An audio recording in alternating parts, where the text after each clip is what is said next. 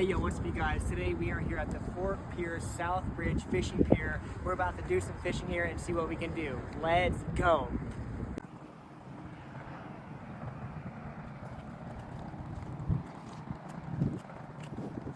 Okay, first things first, we gotta catch some bait.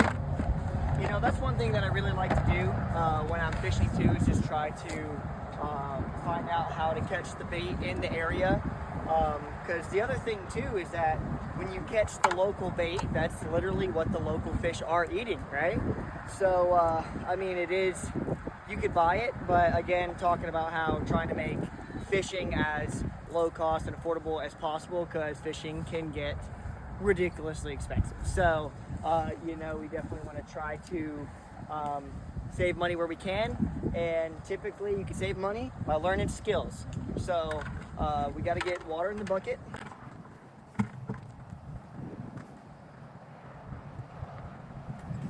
There we go. Got water in the bucket.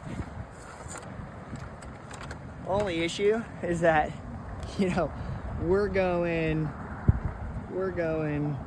way down there, and so I'm gonna try to catch the most quality greenies that I can, and I'm gonna have to dump out a lot of water and just put that bubbler in there, and hopefully we still have a good amount of live ones by the time we get down there. You know, I saw my buddy the other day. It's pretty awesome. He had 2 bubblers in his bucket. I ain't never thought about that. I mean, god dang, it's such a good idea, you know, like double the bubbles. You know, more oxygen. So I guess it makes sense. I gotta get another bubbler now, because yeah, you know, if I have far less water in the bucket, but I have 2 times as much oxygen pumping into it, I guess we wouldn't have an issue. So, but let's go ahead and catch this bait. Like, we already got the tax man right there, ready for its payment.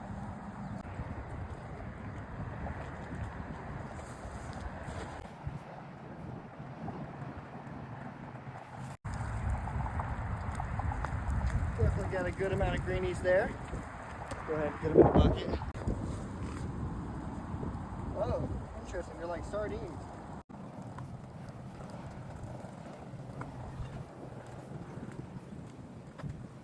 I'm gonna clean this mess up, throw all the ones that we're not using back in the water.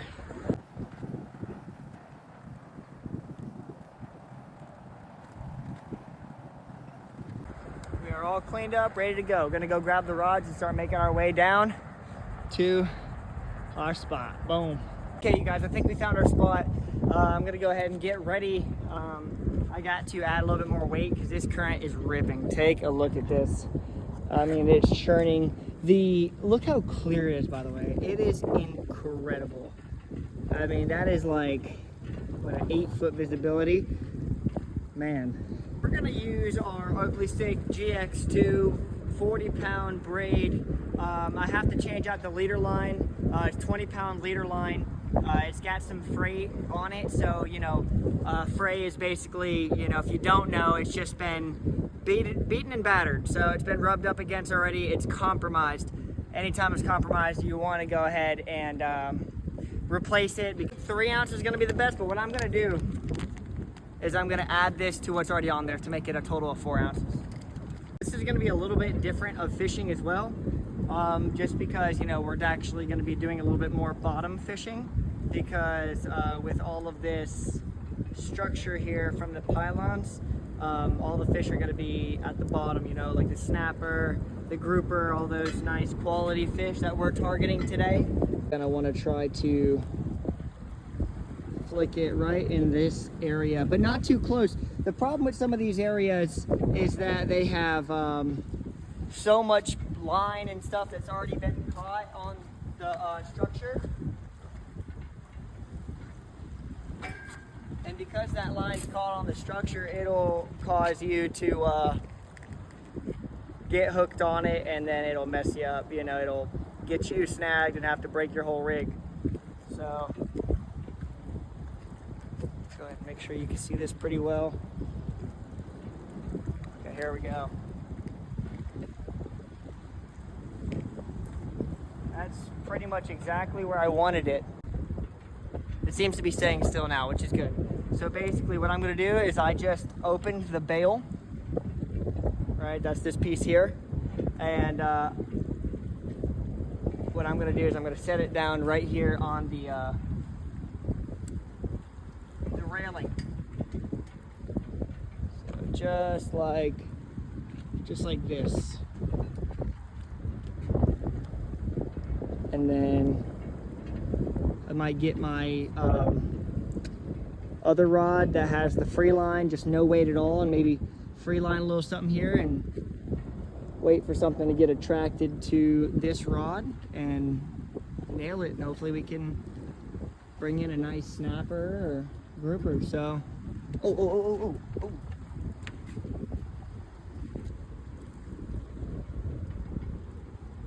And at the end of the day, guys, you know, I do this all for the glory of God, right? This is not, you know, this is because I like to educate. I like to be a servant leader, just like the Lord is.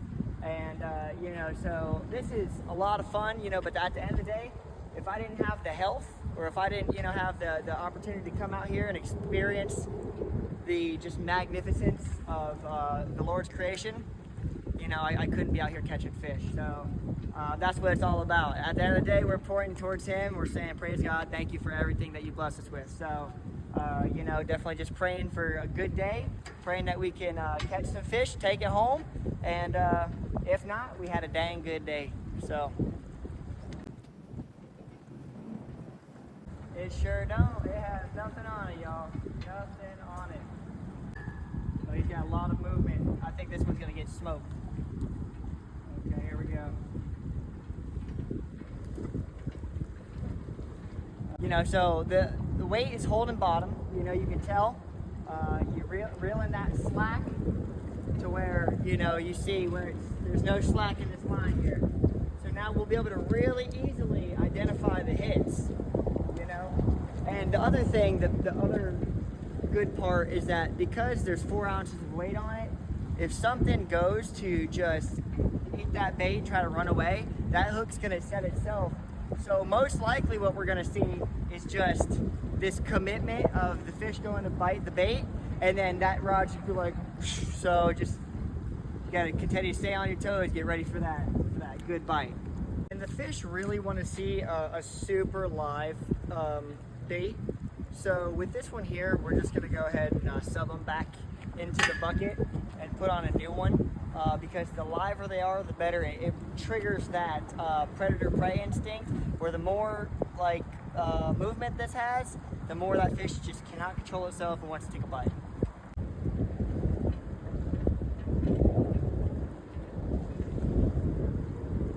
Okay, our first little mangrove snapper. Took a little bit. I made an adjustment, which I think really helped here. Okay, so this guy's too small to keep, but this is a nice mangrove snapper here. Look at him, little juvenile hothead, man. I'll tell you what, they don't call him snapper for no reason. I've been bit by these guys, and they're, look at his little teeth he's got here. Hold on, I'm gonna get bit again. I'm not doing that. So they got little vampire looking teeth. But so the adjustment I made, I'm gonna show you, is because now in calmer areas of water, or if you have better swimming bait fish, you can hook it through the back of the neck and just be fine, right? And the bait fish can handle its own, try to swim around, it looks a little bit injured, and then boom, something wants to come and grab it. Because I'm dealing with smaller bait here, and the current's a little bit stronger than them, I have to hook it through the nose so that as the current is pulling it this way, it looks more natural. The presentation looks more natural. Through the nose, okay? Just like that. Okay? Perfect, just like that.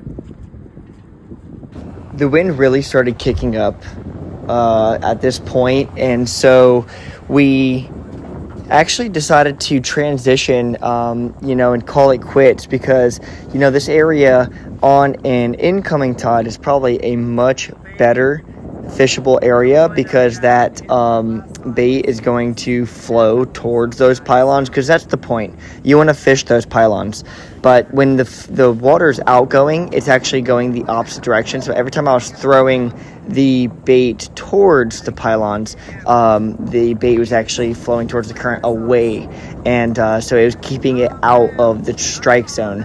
So we ended up calling it quits and moving over to the jetty, where my buddy caught a 33-inch snook, and we proceeded to also catch 3 really nice sized Spanish mackerels. So sometimes that's what it's all about as a seasoned angler, is knowing when to make those adjustments and to switch locations, because sometimes that's a very important thing to do as well, especially when the conditions or the fish are just not like participating the way you want them to.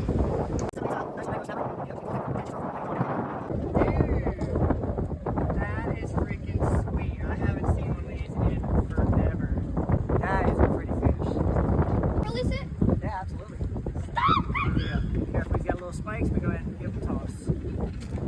Nice.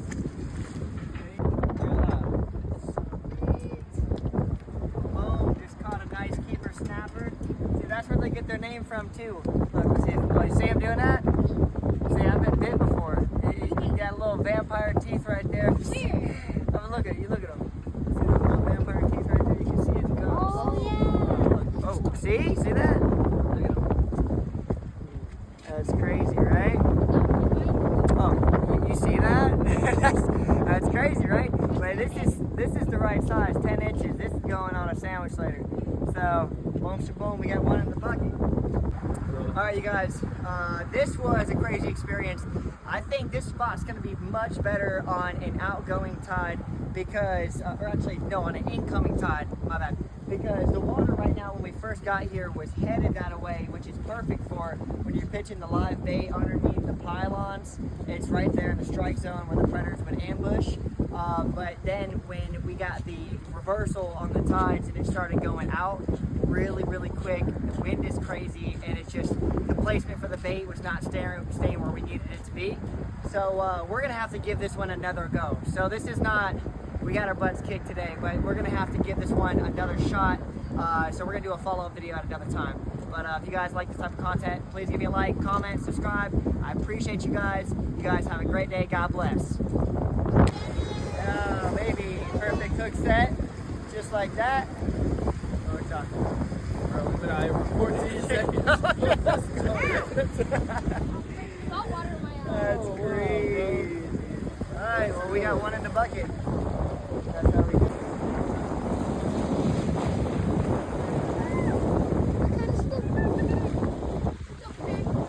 That's huge! I caught a snook! I caught a snook!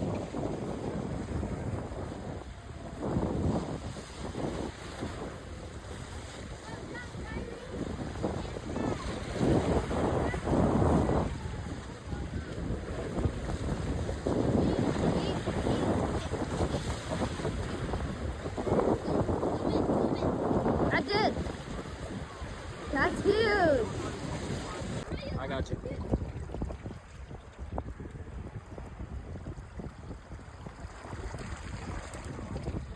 Yeah, she tired for sure. Yeah, that was a long fight. Yeah.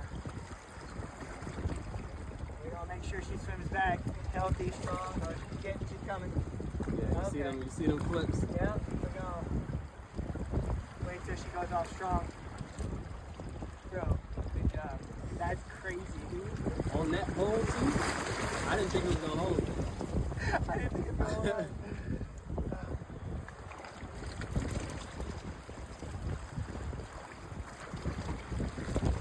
Alright, look like she's about ready to kick off.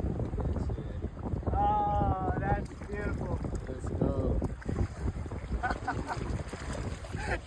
That's you. Good job. No, that's him. That's him. He said that. Yeah.